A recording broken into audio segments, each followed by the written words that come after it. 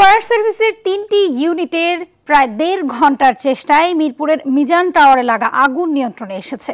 বৃহস্পতিবার আনুমানিক রাত ২টার দিকে ভবনটির চতুর্থ তলায় আগুন লাগে এবং রাত ৩:৩০ নাগাদ আগুন নিয়ন্ত্রণে আসে।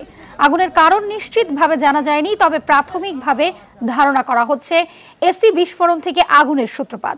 মিরপুর ফায়ার সার্ভিসের senior station officer Shahjahan Siraj বলেন, একাধিকবার সতর্ক করা হলেও ভবনটিতে পর্যাপ্ত অগ্নি নিরোধক ব্যবস্থা ছিল না। প্রচুর ধোঁয়ার কারণে আগুন নিয়ন্ত্রণে বেগ পেতে হয়েছে, তবে কোনো হতাহতের ঘটনা ঘটেনি। তারাও এখানে আছে, ব্যাংকে যে 4জন ছিল তারাও আসছে, এটিএমে যারা ছিল তারাও আসছে, উপরে ফ্লোরে যারা আছে আবাসিক যারা আছে তারা সবাই নিচে আছে।